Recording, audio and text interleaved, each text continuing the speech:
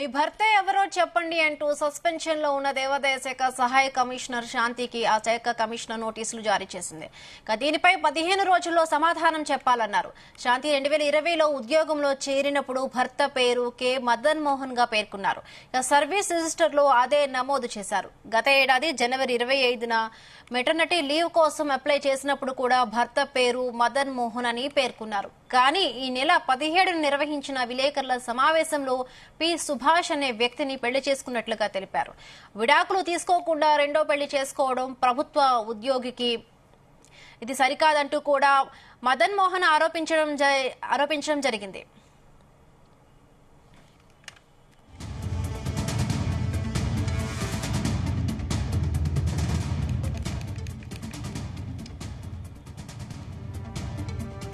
గత ఏడాది జనవరి 25న maternity leave కోసం అప్లై చేసినప్పుడు కూడా భర్త పేరు మదన్ మోహన్ అని పేర్కొన్నారు. కానీ ఈ నెల 17న నిర్వహించిన విలేకరుల సమావేశంలో పి సుభాష్ అనే వ్యక్తిని పెళ్లి చేసుకున్నట్లుగా తెలిపారు.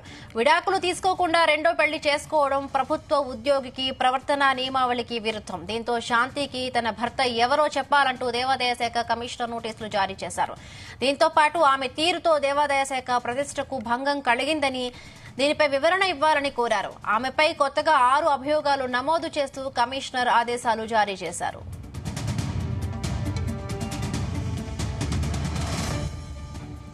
ఇదే అంశానికి సంబంధించి మరిన్ని పూర్తి అప్డేట్స్ మా ప్రతినిధి నాగేశ్వరరావు అందిస్తారు. నాగేశ్వరరావు. బిందు, ఆంధ్రప్రదేశ్ రాష్ట్రంలో అసిస్టెంట్ కమిషనర్ గా ఒక వెలుగు వెలిగిన శాంతికి సంబంధించి మరొక ట్విస్ట్ వెలుగులోకి వచ్చింది. ఏదైతే శాంతికి సంబంధించిన భర్త ఎవరు ఉన్నారంటూ కూడా ఆమెకి తెలియపరచాలంటూ కూడా దేవాదాయ ధర్మాదాయ శాఖ ఆ నోటీసులు అందించడంతో ఒకసారిగా శాంతి ట్విస్ట్ అదిరిపోయింది అనుకోవచ్చు. ఏదైతే గత 3 రోజుల క్రితం దేవాదాయ ధర్మాదాయ శాఖ అసిస్టెంట్ కమిషనర్ శాంతి మీడియా సమావేశం ఏర్పాటు చేశారు.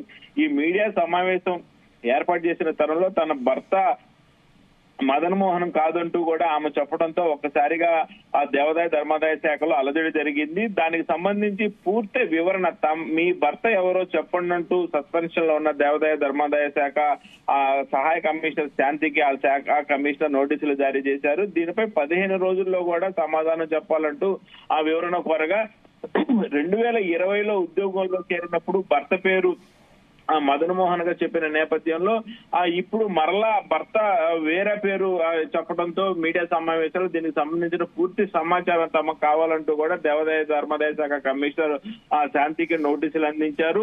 ఆ భర్త మదన్ మోహన్ కాకుండా ఇంకొకరు పేరు చెప్పటం, పేరు తమకు తెలియకుండా ఎందుకు ఇలాగా భర్త పేరు మారిందనే దాని మీద కూడా వివరణ అడిగారు.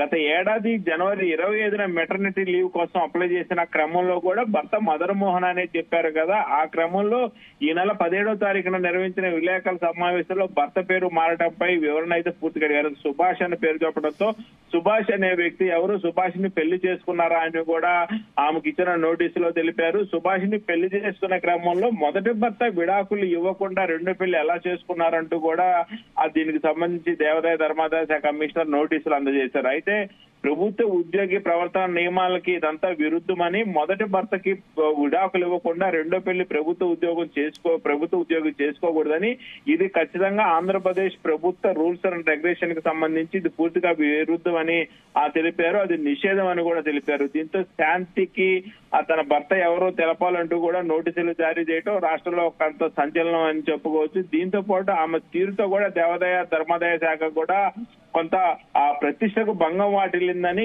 మీడియాకి వివరణ ఇచ్చే ముందు, మీడియా ముందు కూర్చునే ముందు ఖచ్చితంగా దేవాదాయ ధర్మాదాయ శాఖ కమిషనర్ ఆదేశాలు తీసుకోవాలని వివరణ ముందు శాఖ కమిషనర్ కి తెలియపరచాలని, అలా తెలియపరచకుండా మీడియా ముందుకు వచ్చినందుకు కూడా ఆమెకి నోటీస్ ఇచ్చారు. అయితే ప్రధానంగా చూసుకుంటే ఆమెకి అభియోగాలు ఏవైతే ధర్మాదాయ శాఖ తెలిపిందో, విధుల్లో చేరినప్పుడు భర్త పేరు మదన్ మోహన్ అని చెప్పి వేరొకరిని వివాహం చేసుకున్నట్టుగా మీడియాలో ఎందుకు చెప్పారనేది వివరణీయమన్నారు. అలాగే దేవాదాయ శాఖ ప్రతిష్టకు భంగం కలిగించారంటూ కూడా ఆమెపై రెండో అభియోగం మోపారు. మొదటి అభియోగం భర్త గురించి కాగా, రెండో అభియోగం దేవాదాయ ధర్మాదాయ శాఖకి ఎందుకు అప్రతిష్ట తీసుకొచ్చారంటూ కూడా దాని గురించి వివరణ అడిగారు. అలాగే కమిషనర్ అనుమతి లేకుండా విలేకరుల సమావేశంపై మాట్లాడటంపై మూడో అభియోగం గురించి ఆమెను అడిగారు. ఎప్పుడు ఎలా మాట్లాడాలో మీకు బాగా తెలుసు సార్, మీరు పార్టీకి వెన్నుముక అంటూ ఎంపీ విజయసాయి రెడ్డి గురించి గత ఏడాది మే 28న ట్వీట్ చేశారు. దీనికి సంబంధించి కూడా ఆ 4వ వివరణ అడిగారు. అయితే ఇదే ఆ పార్టీతో ఉన్న అనుబంధాన్ని సూచిస్తుందని, ప్రభుత్వ ఉద్యోగిగా ఇది నిబంధనలకు విరుద్ధమని అభియోగంలో పేర్కొన్నారు.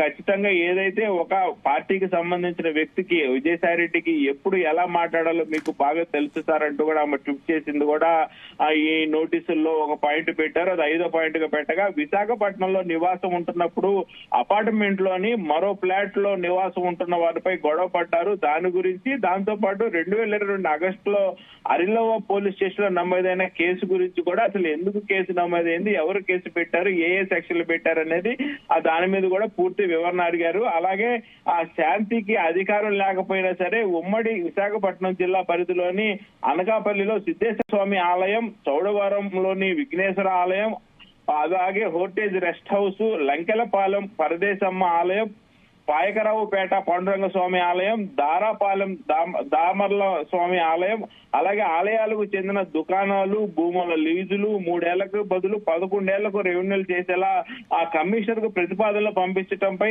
అవి రెవెన్యూలు కావటంపై వివరణ కోరారు. ఖచ్చితంగా అది ఆమె పరిధిలో లేనప్పుడు కూడా, మీ పరిధిలో లేనప్పుడు మీరు ఎలాగా 3 ఏళ్ల నుంచి 11 ఏళ్లకు రెవెన్యూలు చేసేలాగా ఈ కమిషనర్ కి ప్రతిపాదనలు పంపించారు, దీనిపై కూడా వివరణ కావాలని. అయితే వీటన్నిటిని కూడా 15 రోజుల్లోపే ఆ శాంతిని వివరణ కోరారు. అలాగే ఉల్లంఘనలపై అధికారులతో కూడా ఒక కమిటీ వేశారు. ఏదైతే ఈ ఉల్లంఘనలు దాదాపుగా ఈ కమిటీకి సంబంధించి ఆ కొత్త అభియోగాలు ఏవైతే ఆ దేవాదాయ ధర్మాదాయ శాఖ చేసిందో దీనన్నిటికి సంబంధించి కూడా అధికార ఉల్లంఘన చేసిందనే అభిప్రాయానికి ఆల్రెడీ దేవాదాయ ధర్మాదాయ శాఖ వచ్చినట్టు కనపడతా.